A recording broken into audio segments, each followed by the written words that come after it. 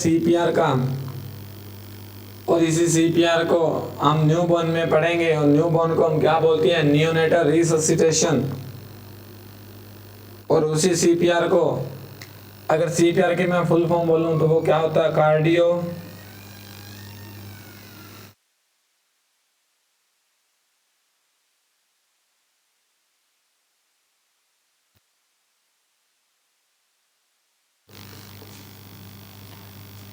तो देखिएगा ये क्या है? Cardio pulmonary resuscitation. Cardio pulmonary resuscitation. अब देखिएगा ये जो सीपीआर है इसको हम क्या बोलते हैं? Cardio pulmonary resuscitation. और रही बात ये जो सीपीआर है, आपका सीपीआर है, ये सीपीआर आप क्यों करते हो? तो ये सीपीआर आपने तब करना है जब क्या हो जाता है? अरे जब क्या हो जाता है, ये जो बच्चा है वो बच्चा कहाँ चला जाता है? अरेस्ट हो जाता है। अरे बच्चा क्या हो जाता है? अरेस्ट हो जाता है। और इसी सीपीआर को, अरे इसी सीपीआर को और क्या बोला जाता है? बीएलएस। आपने सुना होगा बीएलएस। बीएलएस का मतलब होता है बेसिक लाइफ सपोर्ट। क्या बोलते हैं? Basic life support. क्या बोलते हैं? बेसिक लाइफ सपोर्ट बोलते हैं। देखिएगा कितने कितने ये जो वर्ड आ रहे हैं सीपीआर से। Cardio pulmonary resuscitation. और यहाँ पर जो हम पढ़ेंगे वो पढ़ेंगे नियोनेट का। किसका पढ़ेंगे? नियोनेट का।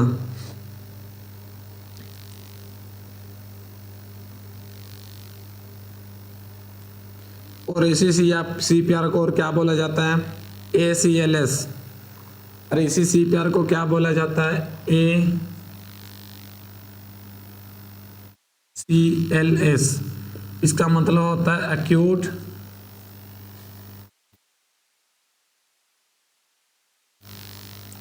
Cardiac life support. इसी को क्या बोला जाता है? Acute cardiac life support. तो देखिएगा इसी सीपीआर को एग्जामिनर किसी भी वर्ड से पूछ सकता है। आपको सीपीआर दे सकता है एग्जाम में, आपको बीएलएस दे सकता है, वो आपको ACLS भी दे सकता है। क्लियर?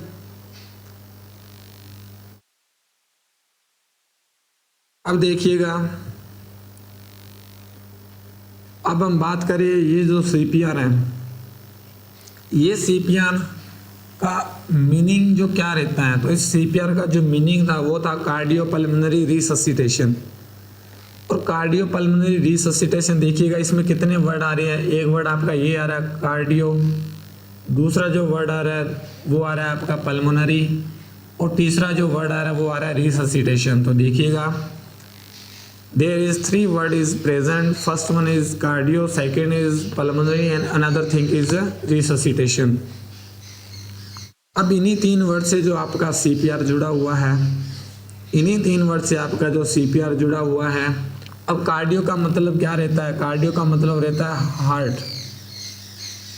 अरे क्या मतलब रहता है? हार्ट। और इसी हार्ट में आपकी क्या चलती रहती है? बीट चलती है। और इसी में आपकी क्या चलती है? सर्कुलेशन में काम आता है। क्लियर? जी अगर हम बात करें पल्मोनरी, तो इस पल्मोनरी का मतलब होता है लंग्स। अरे क्या मतलब रहता है? Lungs. These are responsible for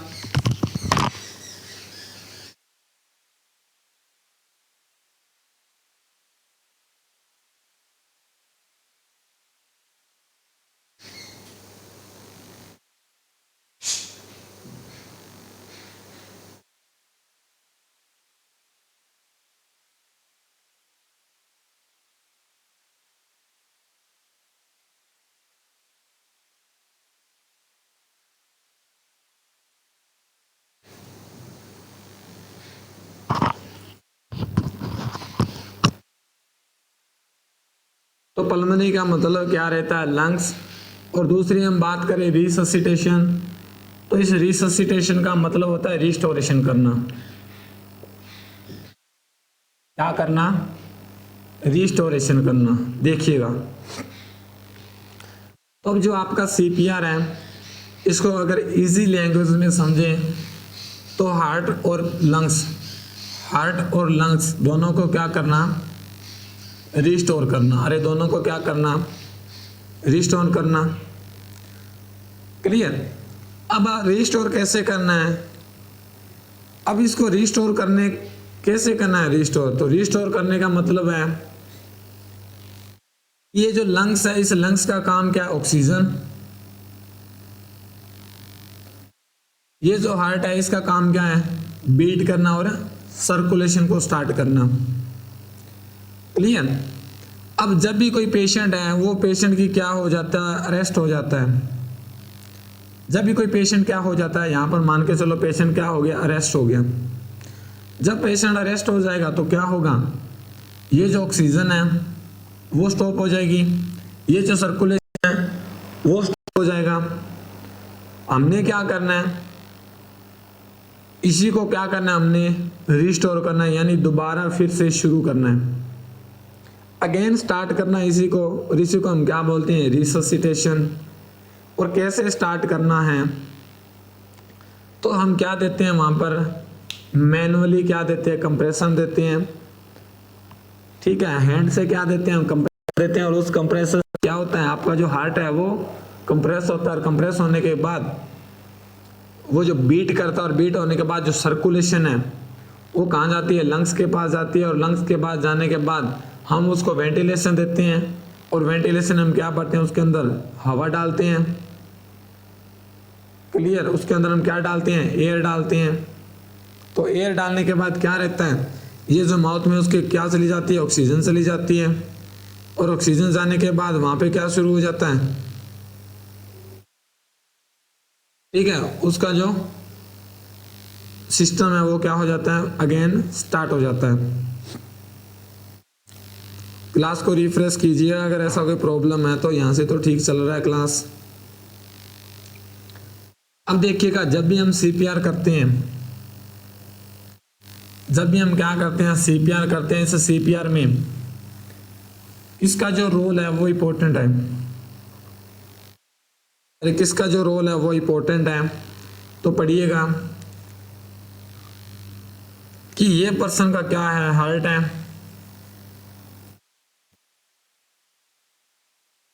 clear? ये इस पर्सन का क्या है? लंग्स है।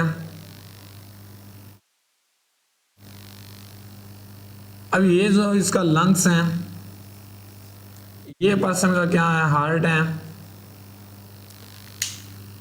अब ये जो हार्ट है, इसका काम क्या है? इसका काम है बीट करना और सर्कुलेशन करना। क्लियर? बीट करना और सर्कुलेशन करना। तो इस लंग्स का काम क्या है? लंग्स का काम है ऑक्सीजन। क्या है? ऑक्सीजन। अब देखिएगा, यहां जो इंपॉर्टेंट रोल रहता है ये किसका रहता है? अरे ये रहता है ब्रेन का। यहाँ का क्या? इसका ब्रेन है। ये देखिएगा ब्रेन, ये पूरी जो बॉडी को, हमारी बॉडी को चला रहा है वो कौन चला रहा है? ब्रेन चला रहा है। इस ब्रेन में क्या बैठे हैं? इस ब्रेन में बैठे सेंटर, एक आपका रेस्पिरेटरी सेंटर, आपका कार्डियक सेंटर। ये दोनों ही कौन है? ये मेडुला ऑब्लिंगेटा, मेडुला ऑब्लिंगेटा। ये देखिए, ये कौन है? सेंटर है। अब दूसरा क्या रहता है? ये जो रेस्पिरेटरी है और ये कार्डियक है, ये दोनों क्या हो गया? स्टॉप हो गया। पेशेंट क्या हुआ? अरेस्ट हुआ। किसको पता चला? ब्रेन को। किसको पता चला? ब्रेन को पता चला। ये आ गया आपका ब्रेन। किसको पता चला? ब्रेन को पता चला। अब दूसरी बात, ब्रेन को कैसे पता चला? ब्रेन के पास क्या नहीं गई? ऑक्सीजन नहीं गई। अगर 3 से 5 मिनट तक, 3 to 5 मिनट ब्रेन तक क्या नहीं पहुंचती? ऑक्सीजन, तो ब्रेन क्या होना शुरू हो जाता है,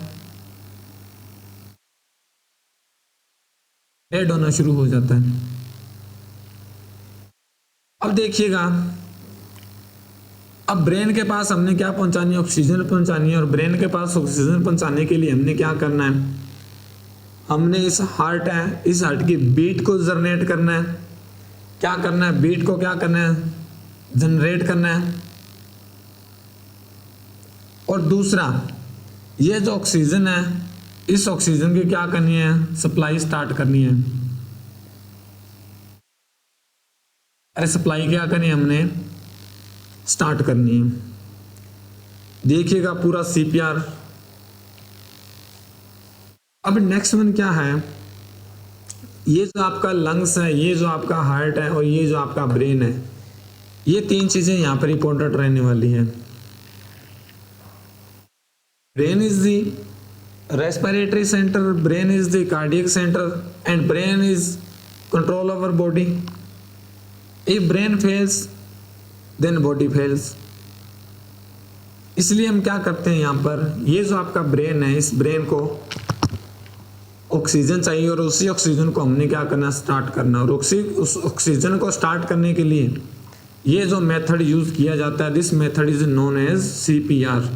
क्या बोलते हैं, सीपीआर, कार्डियोपल्मोनरी रिससिटेशन, यानी कार्डियक और पल्मोनरी को दोनों को क्या करना, अगेन रिस्टार्ट करना, इसको बोलते हैं रिससिटेशन।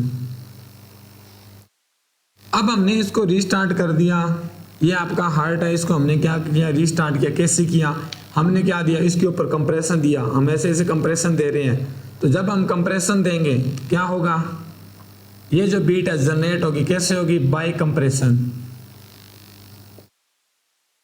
ये हमने कंप्रेशन दे दिया। दूसरी बात, हमने हार्ट को तो स्टार्ट कर दिया। हार्ट क्या करेगा, हार्ट ने क्या करना है, ये जो ब्लड है इसके हार्ट के अंदर, ये कहाँ आएगा, आपके लंग्स में आएगा। कहाँ आएगा, लंग्स के अंदर आएगा, पल्मोनरी आर्टरी के थ्रू। ये आ गया लंग्स के अंदर। अब लंग्स में क्या है, ऑक्सीजन। अब लंग्स डैमेज था तो ऑक्सीजन नहीं थी, हमने क्या किया, हार्ट को चलाने के लिए तो बीट किया हमने, इसको कंप्रेशन दिया। यहां पर हम क्या देते हैं, वेंटिलेशन। यहां पर हमने क्या देना है, वेंटिलेशन देना है। अब देखिएगा, जब हमने यहां पर क्या दिया, वेंटिलेशन दिया, तो क्या होगा, वेंटिलेशन का मतलब है, वेंटिलेशन का मतलब है एयर। और वो एयर कैसे देना, हमने बाय माउथ दिया। क्लियर, जब हम सीपीआर करते हैं तो बाय माउथ हम क्या देते हैं, उसको एयर देते हैं। अब जब हमने उसको क्या दिया, एयर दिया, तो क्या हुआ, हमने वेंटिलेशन दिया। और वेंटिलेशन में हमने क्या दिया, ऑक्सीजन दिया। अरे क्या दिया, ऑक्सीजन। और वेंटिलेशन कैसे देना है, by mouth to mouth, by mouth to mouth. अब जब हमने बाय माउथ टू माउथ उसको वेंटिलेशन दिया, तो ये ऑक्सीजन कहाँ आ गई, उसके लंग्स में आ गई। अरे कहाँ आ गई, उसके लंग्स में क्या आ गई, ऑक्सीजन आ गई। अब ये जो ऑक्सीजन है, अब यहाँ से जो ब्लड आ रहा है, हमने कंप्रेशन किया हार्ट को, अब फिर क्या जाएगा, ये ब्लड है, ये कहाँ जा रहा है, ये लेफ्ट एट्रियम में जा रहा है, सॉरी राइट, हाँ लेफ्ट एट्रियम में जा रहा है, और लेफ्ट वेंट्रिकल में जाएगा। और फिर हमने कंप्रेशन दे रहा है, ये कहाँ चला जाएगा, बॉडी में। क्लियर, और बॉडी में जब जाएगा तो बॉडी के बाद ये देखिएगा, यहाँ से आपका ओटा निकलता है, इस ओटा से एक ब्रांच निकलती है आपकी असेंडिंग ओटा, और इस असेंडिंग ओटा से क्या निकलती है, कैरोटिड आर्टरी। और carotid artery internal and external. तो जो इंटरनल कैरोटिड आर्टरी है वो किसको सप्लाई देती है, ब्रेन को, इंटरनल कैरोटिड। ये किसको सप्लाई दे रही है, ब्रेन को। और ब्रेन के पास क्या चली जाएगी, ऑक्सीजन चली जाएगी। और जब ब्रेन के पास ऑक्सीजन चली जाएगी तो ब्रेन वापस से क्या करना शुरू कर देगा, फंक्शन। और इसी पूरे प्रोसीजर को हम क्या बोलते हैं, कार्डियोपल्मोनरी रिससिटेशन। अरे आई बात समझ में। तो ये देखिएगा, ये क्या है आपका सीपीआर, और इतना इजी सीपीआर है, इसको आपको समझना होगा कि ये जो सीपीआर हम क्यों करते हैं। हमने इस सीपीआर को किया, और इस सीपीआर का मतलब क्या था, कार्डियो और पल्मोनरी दोनों को हमने रिस्टोर करना। जब हमने इन दोनों को रिस्टोर कर दिया तो ये जो ब्रेन का फंक्शन है, और ब्रेन जब आपका वर्क करना शुरू कर दिया तो ब्रेन फिर क्या करेगा, बॉडी को कंट्रोल करेगा। क्लियर, अरे आई इतनी बात समझ में। चले नेक्स्ट। अब नेक्स्ट में हम बात कर रहे हैं ये जो सीपीआर है, ये जो सीपीआर हम कर रहे हैं वहां पर, ये जो सीपीआर हम कर रहे हैं, तो इस सीपीआर को कब हम करते हैं, हमें कैसे पता चलता है कि किसी पर्सन को सीपीआर करने की जरूरत है? कैसे पता चलेगा कि किसी पर्सन को सीपीआर करने का जरूरत है? बताइएगा कैसे पता चलेगा?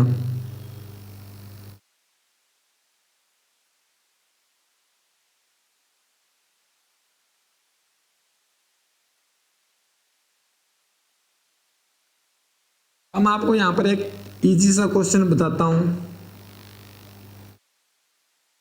और वो क्वेश्चन कैसा है? वो क्वेश्चन है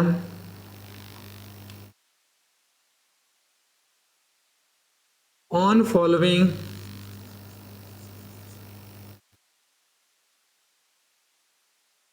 is on finding is not breathing, on finding who is not breathing, which of the following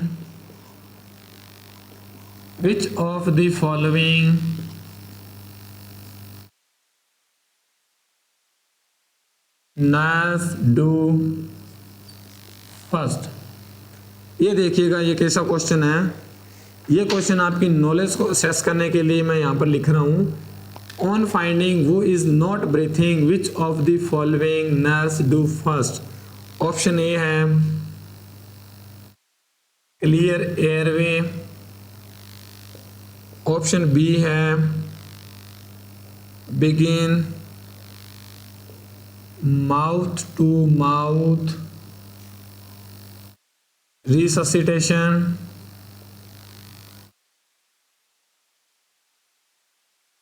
option C यहां पर आ रहा है initiate auto therapy,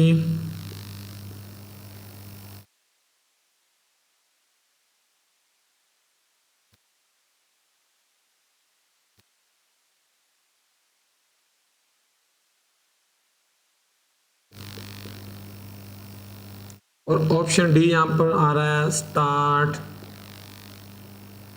chest compression. ये देखिएगा ये जो सिंपल सा क्वेश्चन है, इस सिंपल से क्वेश्चन को पढ़िएगा और सिंपल से क्वेश्चन को पढ़ के आप आंसर दीजिएगा कि ये जो क्वेश्चन है वो क्या बोलना चाहता है। क्या ये जो क्वेश्चन है वो बोलना चाहता है कि ऑन फाइंडिंग वो is not breathing which of the following nurse do first? कि एक पेशेंट है, उस पेशेंट को आपने देखा और वो पेशेंट मिला। फाइंडिंग का मतलब होता है मिलना। ये पेशेंट मिला और कैसा मिला कि पेशेंट क्या नहीं कर रहा, ब्रीथिंग नहीं कर रहा, not breathing. Which of the following nurse do first? तो आपने एक पेशेंट को देखा और वो पेशेंट आपको ऐसा मिला कि वो ब्रीथ नहीं कर रहा था, तो आप फर्स्ट प्रायोरिटी क्या करोगे? वहां पर एक बोल रहा है एयरवे को क्लियर करना है, दूसरा बोल रहा है कि माउथ टू माउथ हमने वेंटिलेशन करना शुरू कर देना है, सी बोल रहा है कि हमने उसको ऑक्सीजन थेरेपी स्टार्ट करना है, और डी बोल रहा है चेस्ट कंप्रेशन हमने स्टार्ट करना है। फटाफट से बताइएगा क्या करोगी। इतना ही इंपॉर्टेंट जो क्वेश्चन है यहाँ पर, ये जो इंपॉर्टेंट क्वेश्चन है finding who is not breathing, बताइएगा क्या करोगे। बी ऑप्शन आ रहा है। अब देखिएगा यहां पर बात किसकी कर रहे हैं, हम ब्रीथिंग की कर रहे हैं। ब्रीथिंग का मतलब ये रेस्पिरेटरी कंपोनेंट, अरे किसका है, रेस्पिरेटरी कंपोनेंट का है, और ब्रीथिंग का मतलब है वो रेस्पिरेटरी लेने में क्या हो गया है, फेल हो गया है, रेस्पिरेशन नहीं आ रहा उसको। अब रेस्पिरेशन नहीं आ रहा तो चेस्ट कंप्रेशन का यहाँ पर रोल नहीं है। चेस्ट कंप्रेशन हम कब करते हैं? जब हार्ट रेट आपको नहीं मिल रही तब करते हैं। तो ये तो आपका ऑप्शन रॉन्ग रहने वाला है। बी बोल रहे हैं हम ऑक्सीजन थेरेपी देंगे। बी बोल रहे हैं हम ऑक्सीजन थेरेपी देंगे। माउथ टू माउथ हमने वेंटिलेशन शुरू कर दिया। माउथ टू माउथ हमने वेंटिलेशन शुरू कर दिया। और ए बोल रहा है क्लियर करना एयरवे। एयरवे का मतलब है ये एक रास्ता है, एक पाइप है एयर की।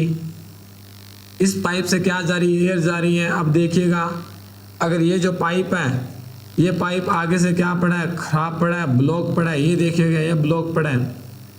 अगर पाइप ब्लॉक पड़ा है तो आप इससे चाहे ऑक्सीजन दो, चाहे आप इसे माउथ टू माउथ वेंटिलेशन दो, ये दोनों ही क्या है? यहाँ से आगे नहीं जाएगी। अरे यहाँ से आगे नहीं जाएगी, समझ रहे हो?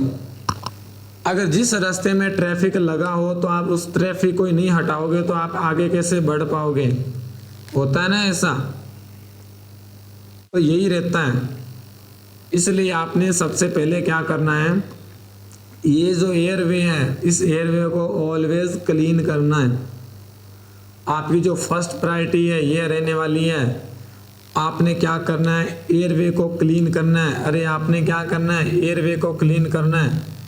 ये सिंपल सा क्वेश्चन मैंने क्यों पूछा? ये सिंपल सा क्वेश्चन आपकी नॉलेज को असेस करने के लिए पूछा। मुझे पता था कि आप यही करोगे, कि आप क्या करोगे? Mouth to mouth. But mouth to mouth तब दोगे जब आपका एयरवे क्लीन है। इसलिए सबसे पहले आपने इस एयरवे को क्लीन करना है। अगर एयरवे के अंदर ऑब्स्ट्रक्शन पड़ा है, कोई पेशेंट आया आपके पास, एक्सीडेंट होके आ गया और माउथ का क्या हो गया? वहाँ पर फ्रैक्चर हो गया। और लेरेंस का क्या हो गया? वहाँ पर इंजरी हो गया। तो जब लेरेंस का इंजरी हो गया तो वहाँ पर सिक्रीशन भरा पड़ा है और आपने क्या किया? वहाँ पर सिक्रीशन को बाहर नहीं निकालना शुरू कर दिया, ऑक्सीजन देना। तो क्या होगा? अरे क्या होगा? ये ब्लॉक पड़ा है तो एयर आगे ही नहीं जाएगी। क्लियर? तो यहाँ पे एयरवे को हमने फर्स्ट वन एयरवे को क्या करना है? क्लीन करना है। अरे एयरवे को क्लीन करने के लिए हमने बताया था ना, क्या करते हो? अरे हमने सक्शनिंग करना है। ये लास्ट वन टॉपिक में बताया था आपको, सक्शनिंग। इसलिए राइट जो ऑप्शन आएगा आपका वो कौन सा आएगा? राइट ऑप्शन कौन सा आएगा? A option. तो राइट कौन सा आएगा? A option.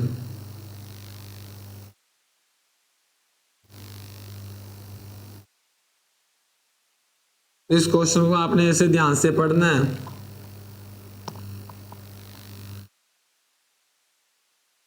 क्लियर? तो कितना इंपॉर्टेंट जो क्वेश्चन था यहाँ पर।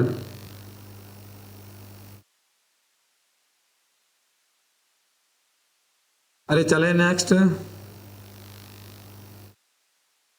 तो ऑलवेज हमने क्या करना है? एयरवे को क्लीन करना है।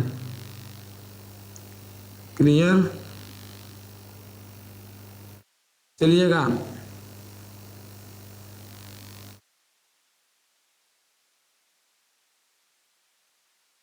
चले नेक्स्ट क्वेश्चन और बता रहा हूं मैं, इसी के साथ कहीं नेक्स्ट क्वेश्चन और बता रहा हूं।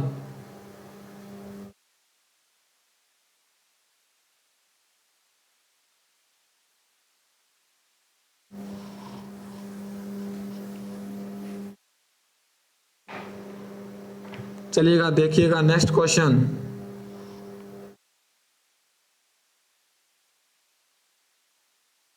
What is the most effective.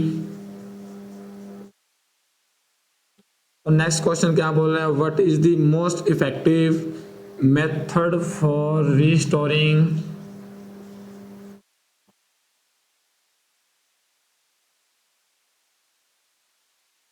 most effective method for restoring circulation in a pulseless victim? Circulation in a pulseless victim. Option A यहां पर आ रहा है, परफॉर्मिंग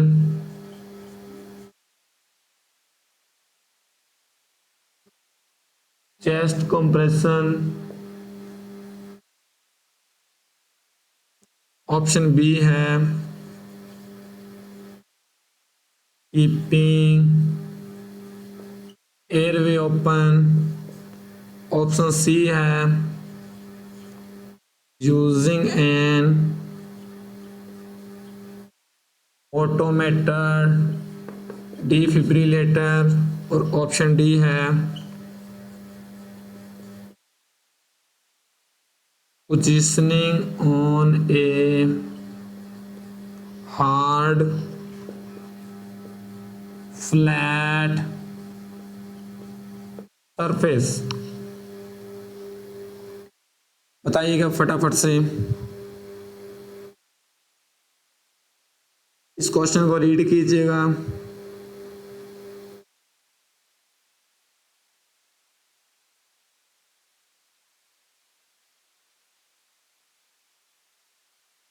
फटाफट से देखिएगा।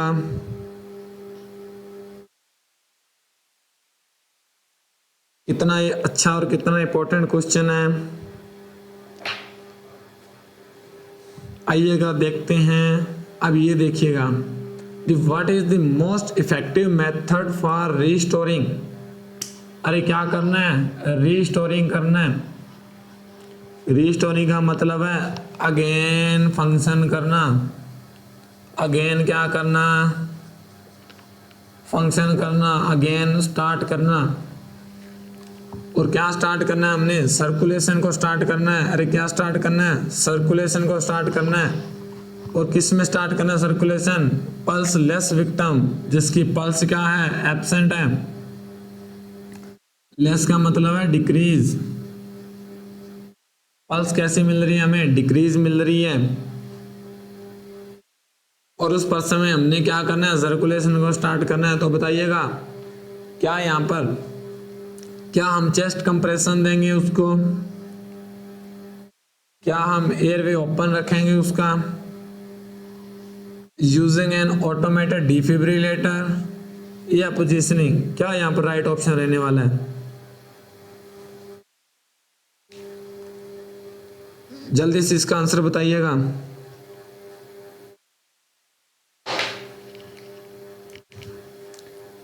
अरे फटाफट से आंसर बताइएगा क्या रहने वाला है।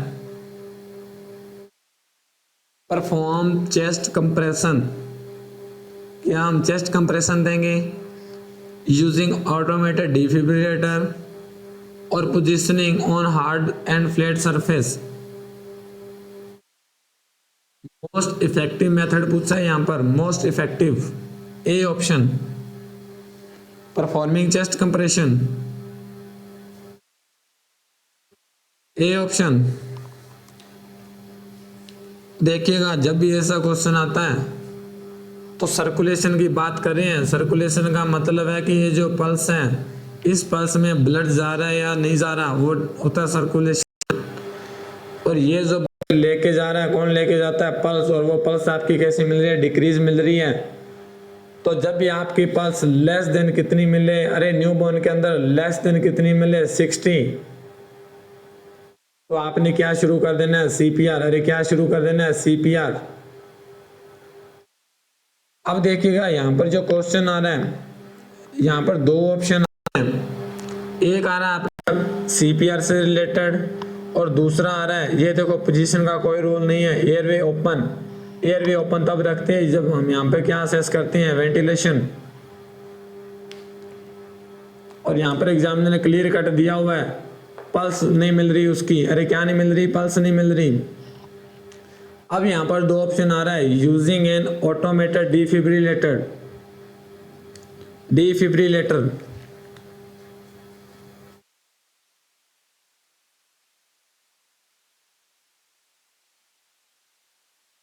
क्या आ रहा है, डिफिब्रिलेटर। अब डिफिब्रिलेटर क्या होता है, डिफिब्रिलेटर से हम क्या देते हैं, अरे क्या देते हैं,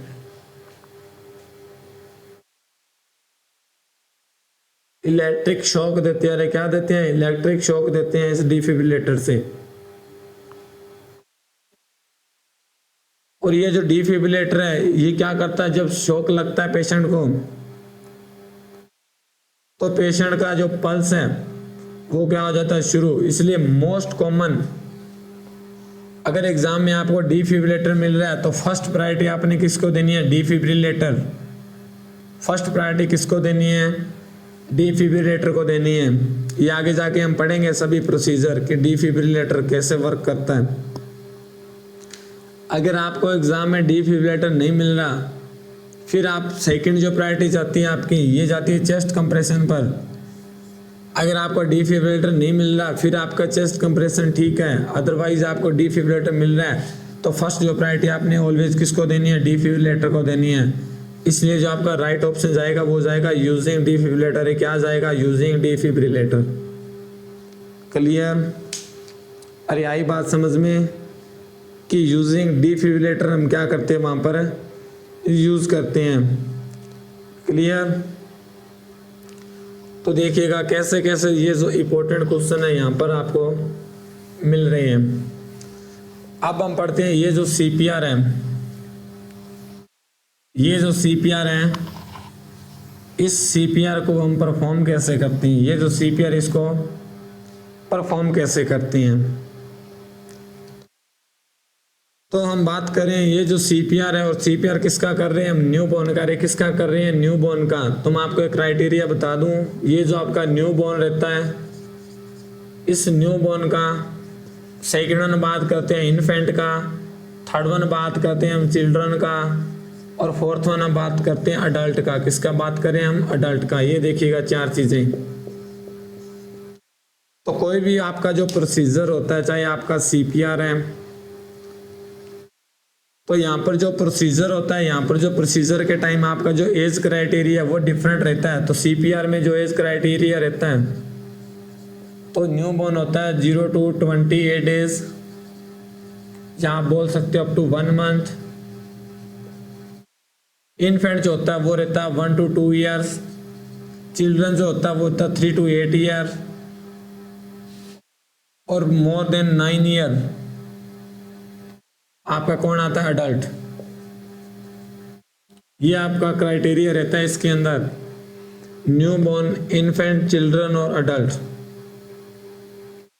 अब ये जो सीपीआर हम कब कर रहे हैं, जब सीपीआर हम तब कर रहे हैं जब बच्चे का बर्थ हुआ, और बर्थ के टाइम बच्चे का पगार स्कोर कितना मिला, अरे कितना मिला, 0 to 3। ये 0 to 3 हमें क्या मिला, पगार स्कोर मिला, तो हमने क्या शुरू किया, उसका सीपीआर शुरू किया। अब दूसरी बात मैं आपको बता दूं, हम बच्चे की चेक करते हैं आफ्टर बर्थ सेचुरेशन। हम बच्चे की क्या चेक कर रहे हैं, ऑक्सीजन सेचुरेशन। तो ये जो ऑक्सीजन का जो सेचुरेशन रहता है, ये ऑक्सीजन का जो सेचुरेशन है ये डिफरेंट रहता है बच्चे में। ऐसा नहीं है कि बच्चा बर्थ हुआ 1 मिनट बाद उसका 100% मिलेगा। नॉर्मल अडल्ट का जो सेचुरेशन रहता है वो होता है 95 to 100%। अरे कितना होता है, 95 to 100%। बट बच्चे में इतना नहीं होता। जब ये बच्चे का बर्थ होता है तो बर्थ के 1 मिनट जो सेचुरेशन रहता है वो कितना मिलता है, वो मिलता है 60 to 65%। अरे कितना, 60 to 65%। दूसरा हम बात करें 2 मिनट, 3 मिनट, 4 मिनट, 5 मिनट और 8-10 मिनट। ये जो सेचुरेशन है ये कैसा कैसा मिलता है देखिएगा। 2 मिनट में जो देखने को मिलता है वो मिलता है 65 to 70%। 3 पर मिलता है 70 to 75%। 4 पर मिलता है 75 to 80%। 5 पर मिलता है 80 to 85%।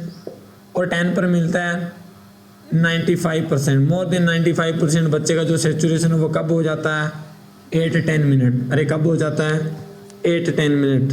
ये इंपॉर्टेंट क्वेश्चन है, ये आपका इंपॉर्टेंट क्वेश्चन है कि बच्चे का जो ऑक्सीजन सेचुरेशन है वो सेचुरेशन 90%, 95% कब हो जाता है।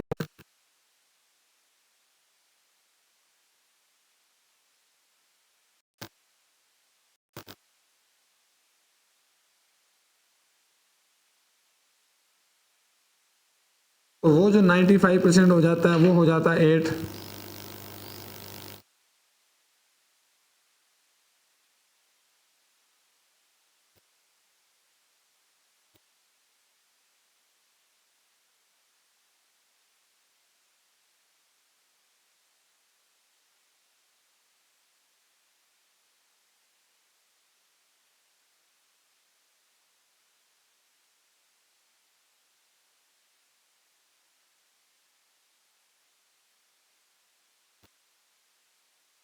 क्लियर? रिफ्रेश कर लो क्लास को, थोड़ा सा लाइट चला गया था उसकी वजह से।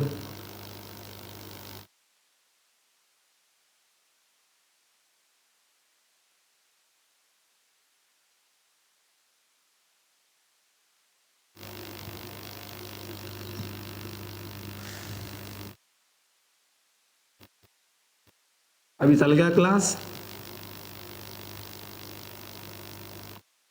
तो इसको आप नोट कीजिएगा।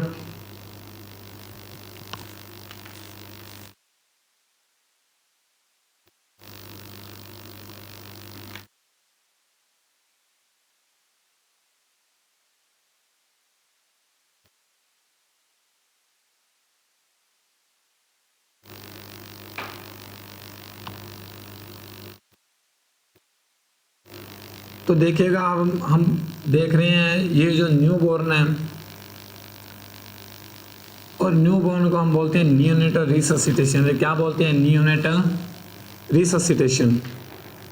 तो ये आ गया नियोनेटल रिससिटेशन।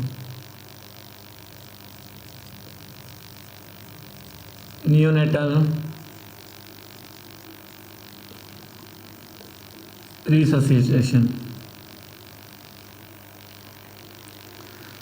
अब न्यू बॉर्न में ये जो सीपीआर है, इसका क्या क्राइटेरिया होता है, ये हम डिस्कस करेंगे।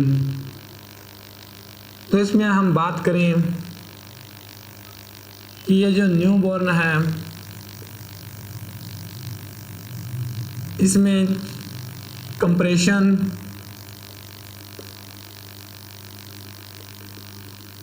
रेशियो, वेंटिलेशन, ये हम कितना कंप्रेशन देते हैं और कितना वेंटिलेशन देते हैं, और ये इंपॉर्टेंट है।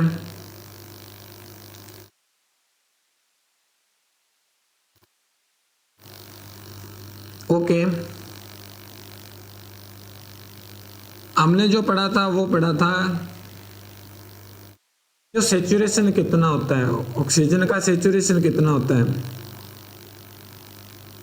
तो ऑक्सीजन का सेचुरेशन हमने पढ़ा, उसके बाद हमने यही लिखा है जस्ट उसके बाद में कि न्यू बॉर्न के अंदर हम कंप्रेशन, रेशो, वेंटिलेशन कितना रखते हैं। तो हम जो कंप्रेशन देते हैं और वही पूछा जाता है एग्जाम में, और एग्जाम में क्या क्वेश्चन पूछा जाता है, what is the normal compression ratio ventilation in neonatal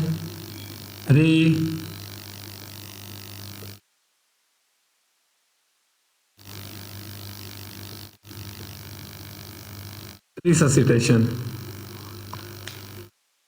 आपको एग्जाम में ऑप्शन आता है, option A 1:3, option B 3:1, option C 15:2 और ऑप्शन डी 30:2। बताइएगा क्या यहाँ पर आंसर रहने वाला है कि what is the normal compression ratio ventilation in neonatal resuscitation?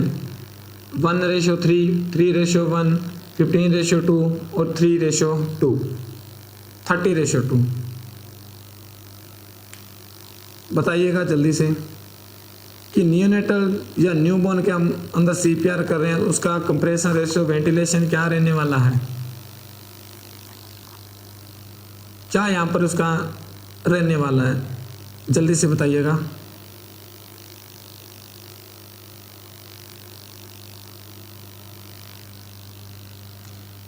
A B C D क्या आएगा? तो यहाँ पर जो रेशो रहता है वो कैसा रहता है न्यूबॉर्न के अंदर? 3:1। अरे क्या रहता है? 3:1 रहता है। अब हम बात करें ये जो 3:1 है ये कैसे रहेगा, ये देखिएगा। तो यहाँ पर क्या रहता है, हम 3 क्या देते हैं, कंप्रेशन देते हैं, और 1 क्या देते हैं, वेंटिलेशन देते हैं। जब भी हम सीपीआर करते हैं न्यूबॉर्न का, तो इस न्यूबॉर्न के अंदर हम 3 कंप्रेशन देते हैं और 1 क्या देते हैं, वेंटिलेशन देते हैं। और देखिएगा जब भी हम 3 कंप्रेशन देते हैं तो ये जो कंप्रेशन ये कहाँ देते हैं, तो सबसे पहले आपने क्या करना है, सबसे पहले आपने जो पर्सन है उसकी जो पोजीशन है बच्चे की, पोजीशन कैसी होनी चाहिए, तो वो पर्सन बच्चे की जो पोजीशन होनी चाहिए वो स्पाइन होनी चाहिए, और सरफेस कैसा होना चाहिए, फ्लैट सरफेस होना चाहिए। फ्लैट क्या होना चाहिए, सरफेस होना चाहिए। दूसरी थिंग, हमने क्या असेस करना है उसका, एयरवे। क्लियर, तो एयरवे जो है उसका वो क्या होना चाहिए, ओपन होना चाहिए। हमने बच्चे का एयरवे वो क्या करना है, ओपन करना है। और ओपन कैसे करना है,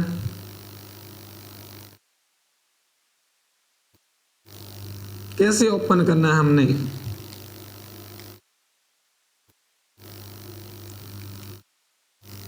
कैसे ओपन रहेगी यहां पर, तो ये बच्चे का जो माउथ है वो कैसा होना चाहिए, ओपन होना चाहिए। यानी एयरवे कैसा होना चाहिए, क्लीन होना चाहिए। क्लियर। और दूसरा क्या है,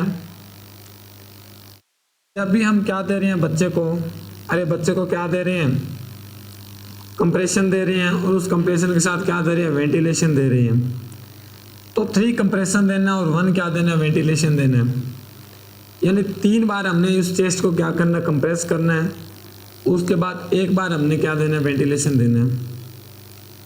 और ये वेंटिलेशन देते हैं, ये देते हैं माउथ टू माउथ। अरे कैसे, माउथ टू माउथ, ये वेंटिलेशन हम माउथ टू माउथ देते हैं। दूसरा, ये वेंटिलेशन हम बाय एम्बू बैग से भी देते हैं। अरे कैसे देते हैं, एम्बू बैग से, अगर हॉस्पिटल में है तो हम एम्बू बैग से दे देते हैं। कंप्रेशन का मतलब है चेस्ट को क्या करना, कंप्रेस करना। चेस्ट को क्या करना, कंप्रेस करना। और यहीं पे एग्जामिनर पूछता है, यहीं से एग्जामिनर पूछता है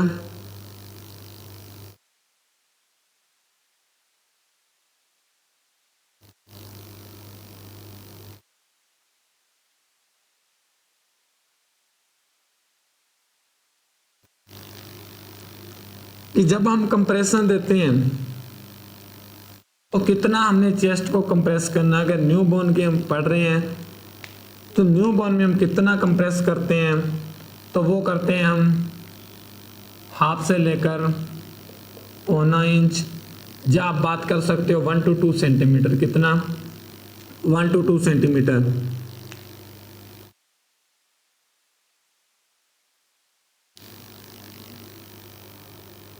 और दूसरा हम बात कर रहे हैं, ये जो कंप्रेशन है, इस कंप्रेशन की साइट कहाँ रहती है, साइट कहाँ रहती है। तो बच्चे में जो कंप्रेशन देते हैं वो देते हैं लोअर 1/3 स्टर्नम। और इस कंप्रेशन की जो डेप्थ पूछी जाती है, ये जो कंप्रेशन है, ये कंप्रेशन कितना देते हैं, तो ये डेप्थ पूछी जाती है कि आपने जो कंप्रेशन देना है वो हाफ से 1.25 इंच देना है। दूसरी बात करें साइट है, तो लोअर 1/3 स्टर्नम यहां पर रहती है। तीसरी बात कर रहे हैं कि ये जो कंप्रेशन है, ये कंप्रेशन देते हैं तो बिफोर सीपीआर, तो ये जो बच्चे की जो आर्टरी है पाल्पेशन, तो वो कौन सी आर्टरी हम पाल्पेट करते हैं, तो न्यूबॉर्न में जो हम आर्टरी पाल्पेट करते हैं वो करते हैं ब्रेकियल आर्टरी। अरे कौन सी करते हैं, ब्रेकियल आर्टरी। ये इंपॉर्टेंट क्वेश्चन है। Artery palpate in newborn resuscitation, तो that is a brachial artery. हमने ब्रेकियल आर्टरी को पाल्पेट किया, हमने लोअर 1/3 स्टर्नम पे इसका क्या रखा, साइट रखा। अब दूसरा है यहाँ पर मेथड क्या रहने वाला है। दूसरा यहाँ पर क्या पूछा जाता है कि ये जो कंप्रेशन दे रही है उसका मेथड क्या होता है, कौन सा मेथड आपको यूज किया जाता है, मेथड। तो वो हम यूज करते हैं बाय 2 फिंगर और थंब मेथड। या आप 2 फिंगर यूज़ करते हो, आप ऐसे 2 फिंगर यूज़ करते हो ऐसे, या आप थंब से कंप्रेशन देते हो। क्लियर? तो ये क्या है कि आपने कंप्रेशन कैसा देना है, इस कंप्रेशन देने का मेथड क्या है। दूसरा हम बात कर रहे हैं आर्टरी, कौन सी, ब्रेकियल आर्टरी। अब बात करें ये जो कंप्रेशन है ये 1 मिनट में total events in 1 minute of newborn CPR कि सीपीआर का टोटल इवेंट्स कितने रहने वाले हैं, कितने टोटल इवेंट्स रहने वाले न्यूबॉर्न सीपीआर का। तो हम बात करें 120 इवेंट्स पर 1 मिनट। कितना? 120 इवेंट्स पर 1 मिनट। और 120 इवेंट्स कैसे रहते हैं ये देखिएगा, कैसे 120 इवेंट्स रहते हैं। तो कैसे रहते हैं, हमने क्या दिया, 3 कंप्रेशन दिया, ये 1, ये 2 और ये 3 कंप्रेशन। उसके बाद 1 क्या दिया हमने, वेंटिलेशन दिया। ये आपका आ गया 4th इवेंट। तो ये पहला जो कंप्रेशन देते हैं ये देते हैं 0.5 सेकेंड, दूसरा जो कंप्रेशन देते हैं 0.5 सेकेंड, थर्ड जो कंप्रेशन देते हैं 0.5 सेकेंड, उसके बाद वेंटिलेशन जो देते हैं वो देते हैं 0.5 सेकेंड। तो टोटल कितना हुआ, 2 सेकेंड। और 2 सेकेंड में इवेंट कितने हुए, 4। क्लियर? तो टोटल इवेंट कितने हुए, 4। तो ये देखिएगा ये टोटल इवेंट कितने हो गए यहाँ पर, 4, 1 2 3 4। तो ये आगे 4 इवेंट। तब देखिएगा न्यूबॉर्न सीपीआर में टोटल इवेंट कितने, टोटल इवेंट कितने, 120। कितने, 120। अब देखिएगा 2 सेकेंड में 1 इवेंट, सॉरी 4 इवेंट। तो 1 सेकेंड में कितने हुए, 2 इवेंट। और 1 मिनट में कितने सेकेंड्स होते हैं, 60। तो कितने हुए, 120 इवेंट्स। क्लियर? तो आज के लिए जो क्लास इतना ही रहेगा। नेक्स्ट वन फिर कल से आप इसी को कंटिन्यू करेंगे। न्यूनेटल सीपीआर अभी पेंडिंग है, कल फिर यहाँ पर इसको डिस्कस करेंगे। तो आज के लिए इतना ही। Thank you so much.